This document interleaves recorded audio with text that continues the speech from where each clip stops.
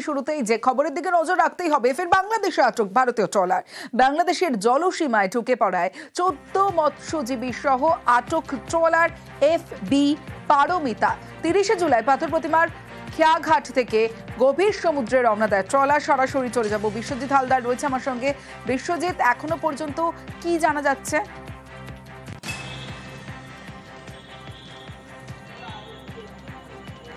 হ্যাঁ দেখো, এখনো পর্যন্ত যেটা জানা যাচ্ছে যে FB পারমিতা 4 এটা কাকদ্বীপেরই ট্রলার।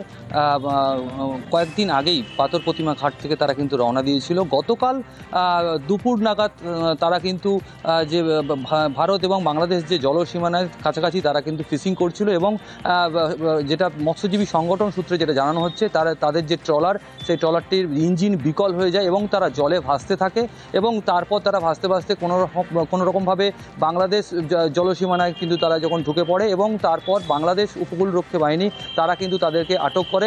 প্রায় 24 ঘন্টা তাদেরকে আটক করে রাখা হয়। আজকে শেষ খবর পাওয়া অনুযায়ী তাদেরকে মোংলা পোর্ট এলাকায় তাদেরকে নিয়ে যাওয়া হচ্ছে।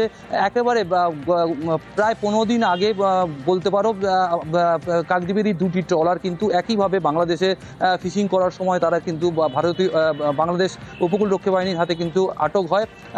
সেখানে কিন্তু 34 জন মৎস্যজীবী, আবার FB পারমিতা 4 এই ট্রলারটিতে 14 জন রয়েছে। মোট 48 জন মৎস্যজীবী, মানে মোট হচ্ছে বাংলাদেশ যারা প্রশাসন আছে তাদের হাতে কিন্তু বন্দী রয়েছে। এদিকে কিন্তু এই যে 48টি জন, মানে 48টি মৎস্যজীবী পরিবার, স্বাভাবিকভাবে এই ঘটনায় কিন্তু এই মৎস্যজীবী পরিবারগুলোর মধ্যে কিন্তু উৎকণ্ঠায় দিন কাটছে। কারণ এই যে মৎস্যজীবী পরিবারগুলো কিন্তু এই যে 48 জন তারাই কিন্তু প্রধান যে উপার্জনের কিন্তু মূল প্রধান যে ইনকাম তারাই এই প্রধান ইনকামের রাস্তা, এবং তারাই আটকে রয়েছে। স্বাভাবিকভাবে উৎকণ্ঠায় রয়েছে এই মৎস্যজীবীদের পরিবাররা। আমার স্বামী ট্রলারে গেছে, ট্রলার ধরা খাইছে, বাংলাদেশে ধরা খাইছে, কইছে কেরালা যাইতে নাই। কেরালা যাব না, এখানে ট্রলার কাম। আর মানে কোথায় আছে বা কোথায় তোলা হচ্ছে কিছু এখনো খবর পাননি? না, মালিক পক্ষ কিছু জানায়নি? না। ইঞ্জিন খারাপ হয়ে গিয়েছিল এবং ও IMBL এর কাছেই ছিল। বাংলাদেশের নেভি ওদের দেখতে পায়, বাংলাদেশ জলসীমাতেই ওদের দেখতে পায়, তাই ওদেরকে আটক করে। এবং ওতে 14 জন মতো ক্রু ছিল, 14 জন ক্রু সমেত ওদেরকে নিয়ে জলেই ছিল। যেহেতু ট্রলারটা খারাপ হয়েছে, আজকে শোনা যাচ্ছে ওটাকে নিয়ে মোংলা পোর্টে নিয়ে গিয়েছে। ইসরো থেকে যে আমাদের যে যন্ত্রটা দিয়েছে, আমরা আশা করছি যে ইসরো থেকে যে যন্ত্রগুলো দিয়েছে সমস্ত ট্রলারে বসে গেলে তো খুবই ভালো হবে। খবর দিন ভরে এবার যে খবরের দিকে নজর রাখবো, বার্থ সার্টিফিকেটে নাম সংশোধনের নয়া গাইডলাইন। এবার থেকে ইচ্ছে মতো নাম সংশোধন নয়, তথ্য প্রমাণ দেখেই নাম নথিভুক্ত করতে হবে। এবং গাইডলাইনে ঠিক কি কি নির্দেশিকা দেওয়া হয়েছে, কি কি বলা হয়েছে, বিস্তারিত জানবো। অভিজিৎ চন্দ্র রয়েছে আমার সঙ্গে। অভিজিৎ, অবশ্যই বার্থ সার্টিফিকেট নিয়ে কড়া পদক্ষেপ নেওয়া হচ্ছে, কারণ বিভিন্ন সময় দেখা যাচ্ছে যে এই যে জন্মের শংসাপত্র বা বার্থ সার্টিফিকেটের সংশোধন নিয়ে নানান রকম দুর্নীতি হয়, এবং সেক্ষেত্রে যেটা নির্দেশিকা জারি করা হয়েছে, ইচ্ছে মতন এখন থেকে আর কোনো রকম নাম সংশোধন করা যাবে না। যাদের ক্ষেত্রে একমাত্র যে সমস্ত ক্ষেত্রে শিশুর নাম ছাড়া রেজিস্টার হয়েছে তাদেরই সুনির্দিষ্ট তথ্য প্রমাণ দেখে তবেই নতুন করে নাম ইংলিশ বা নথিভুক্ত করতে পারবে। বাবা এবং মায়ের যদি ডিভোর্স হয়ে যায়, সেক্ষেত্রেও কোনোভাবেই বাবার নাম বার্থ সার্টিফিকেট থেকে বাদ দেওয়া যাবে না। কোনোভাবেই শিশুর নাম পরিবর্তন করা যাবে না, জন্ম তারিখ পরিবর্তন করা যাবে না, এবং জন্মের স্থান পরিবর্তন করা যাবে না। এবং এই ক্ষেত্রগুলোতেই দুর্নীতি হয়। সেই কারণেই নাম, জন্ম তারিখ এবং জন্মের স্থান কোনো মতেই পরিবর্তন করা যাবে না। এই নতুন গাইডলাইনে বা নির্দেশিকায় সেটা জারি করা হচ্ছে, এবং আরো বিবিধ গাইডলাইনে রয়েছে, তবে এই তিনটি হচ্ছে সবচেয়ে গুরুত্বপূর্ণ। তমশ্রী। বেশ অভিজিৎ। রচনার কাছে এবার দুঃখ প্রকাশ করলেন অসিত। সাংসদের সঙ্গে মিলে কাজ করার বার্তা বিধায়কের। চুঁচুড়ার বাণী মন্দির স্কুলে স্মার্ট ক্লাসরুম নিয়ে দ্বন্দ্ব। রচনা বন্দ্যোপাধ্যায়, অসিত মজুমদারের দ্বন্দ্ব। সরাসরি চলে যাব, আমার সঙ্গে সোমনাথ রয়েছে, সোমনাথের সঙ্গে কথা বলবো। সোমনাথ, তাহলে অবশেষে দুঃখ প্রকাশ করলেন অসিত মজুমদার। হ্যাঁ দেখো, একদমই এই যে আজ তিনি দুঃখ প্রকাশ করলেন যে চুঁচুড়ার বিধায়ক অসিত মজুমদার কেন গত 31শে জুলাই যে প্রধান শিক্ষিকা রয়েছে বাণীমন্দির স্কুল, চুচুড়া বাণীমন্দির স্কুলের প্রধান শিক্ষিকা বিধায়কের নামে অভিযোগ করে সাংসদ রচনা বন্দ্যোপাধ্যায়কে। তারপরেই রচনা বন্দ্যোপাধ্যায় ওনার কথা শুনে স্তম্ভিত হয়ে পড়ে এবং তারপরেই বিধায়কের উপরে তোপ টাকে এবং দেখা যায় বিধায়ক অসিত মজুমদার আর ভার্সেস হুগলির সাংসদ রচনা বন্দ্যোপাধ্যায়ের মধ্যে একটা দ্বন্দ্ব তৈরি হয়।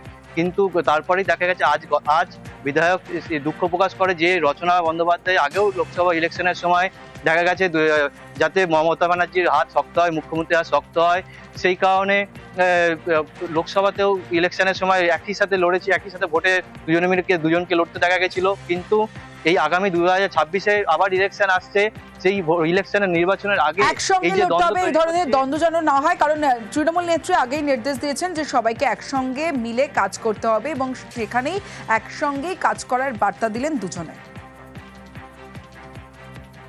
রচনা আমার নিজের বোনের মতো। রচনায় যদি আমার কোনো কথায় দুঃখ পেয়ে থাকে, আমি দুঃখিত, অনুতপ্ত। রচনা আর আমি একসাথে কাজ করব, আগামী দিন এই প্রতিশ্রুতি নিলাম। নিশ্চয়ই এর মধ্যে বিজেপি সিপিএম এর লোক ঢুকে আছে যারা আমাদের সেজে আছে, এটা আমি রচনাকে বোঝাবো এবং আমরা ভাই বোনের মতো কাজ করব দলে। মেয়র পরিষদ দিলীপ বর্মনকে শোকজ তৃণমূলের। গত বুধবার শিলিগুড়ি পুরসভায় তর্কাতর্কি, ডেপুটি মেয়রের সঙ্গে তর্কাতর্কি মেয়র পরিষদের। সরাসরি চলে যাব পার্থ প্রতিম রয়েছে আমার সঙ্গে, পার্থ থেকে আরো বিস্তারিত জানবো। পার্থ,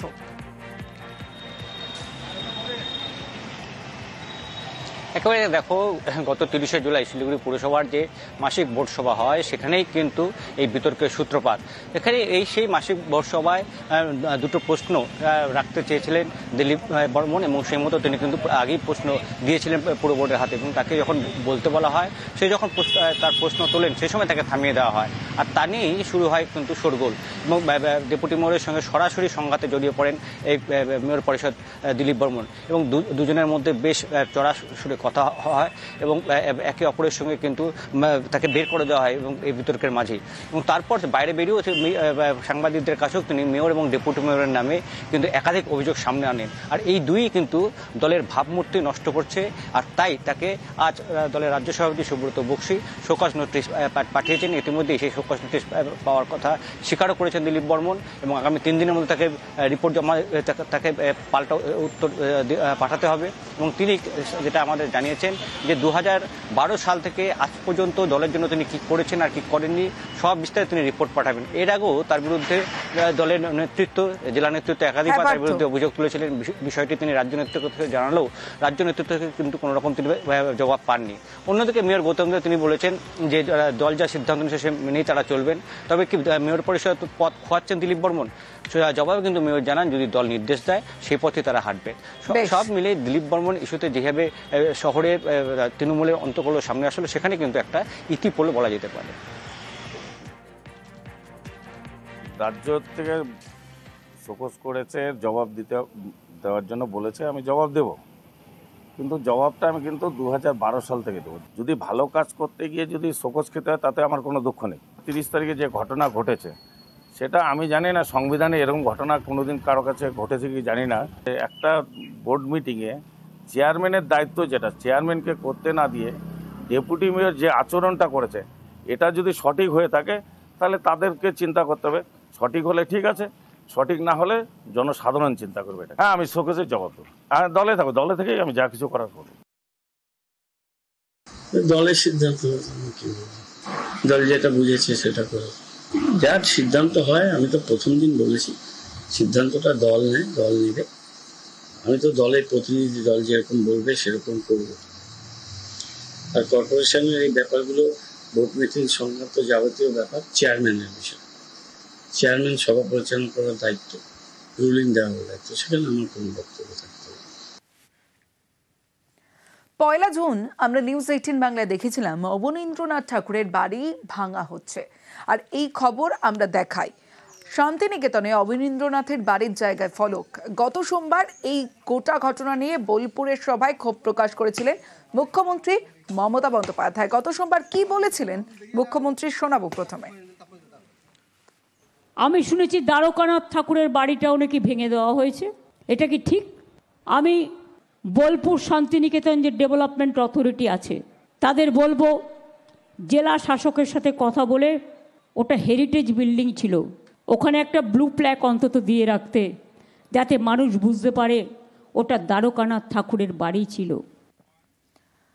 আমার সঙ্গে ইন্দ্রজিৎ রোজ রয়েছে। ইন্দ্রজিৎ, মুখ্যমন্ত্রী মমতা বন্দ্যোপাধ্যায় বললেন, তারপরেই কি এই উদ্যোগ শুরু হলো?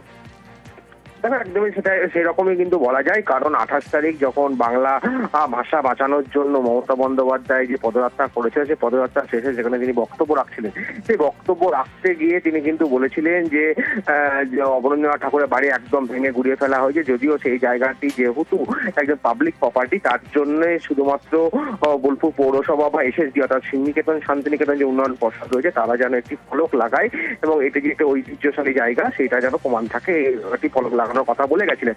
আর তারপরে দেখা গেল কি না, একটি ফ্লেক্স লাগিয়ে দেওয়া হলো আজকে, যদিও সেটা ফলক হিসেবে নয়, ফলক তৈরি করতে দেওয়া হয়েছে, সময় সাপেক্ষ ব্যাপার।